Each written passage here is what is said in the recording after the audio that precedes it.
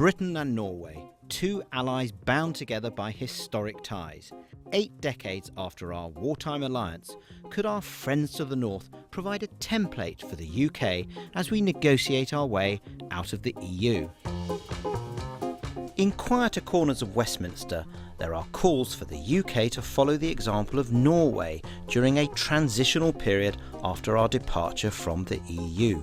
Some senior figures, still struggling to come to terms with the referendum, even whisper that what they are calling Norway for now could turn into a permanent arrangement.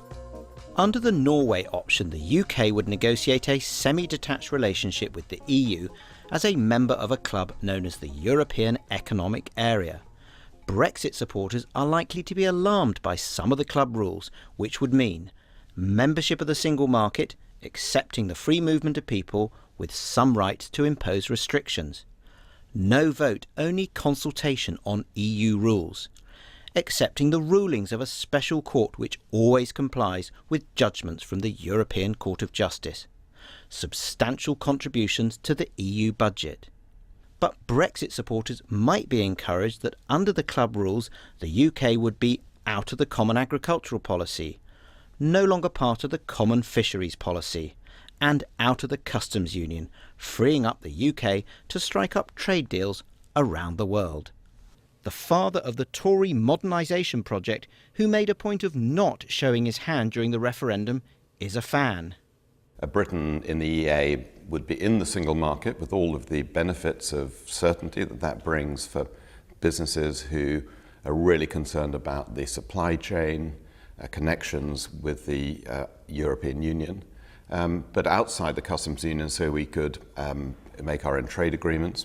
I think in many ways, as a holding pattern, the EEA option has a huge amount to recommend it. Yes, we would continue to be making some contributions. That's compared with the loss of revenue that would come if we have a real economic slowdown, that would be kind of in the roundings.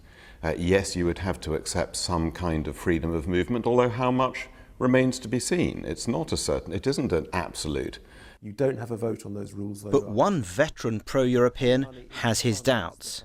I think politically, as a long-term solution, it's not viable because the British people, in the referendum, the general analysis is they voted to restrict free movement. So I think if the problem with Norway is that it has free movement of people with the EU. The prospect of the UK modelling itself on Norway is being canvassed by supporters of a so-called soft Brexit who feel newly emboldened by Theresa May's setback in the general election. They believe that Philip Hammond's recent talk of a lengthy transitional period has given them licence to highlight Norway as a clean and simple solution. Under their breath, they are also saying that the so-called Norway for now option would allow the UK to hug the EU very close for a very long time.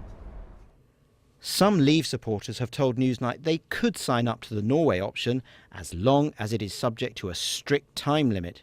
Britain would also need to win concessions, for example a 50% cut in EU migrants and a 50% cut in contributions to the EU budget. But one minister told Newsnight that the Norway option would amount to a strategic mistake of historic proportions by turning the UK into a rule taker rather than a rule maker. One Leave supporter smells a rat. If you're going in saying, look, I'll accept free movement, I'll accept paying in year out, for now or otherwise, why would your interlocutors ever give you a permanent deal? Why would they actually deliver a final deal as long as you're paying, as long as you are effectively in the EU, because you're accepting free movement as well as accepting EU laws without even shaping them? As Westminster basks in another heatwave, the political atmosphere is gently calming down ahead of the summer break. Below the surface, however, Brexit keeps bubbling away.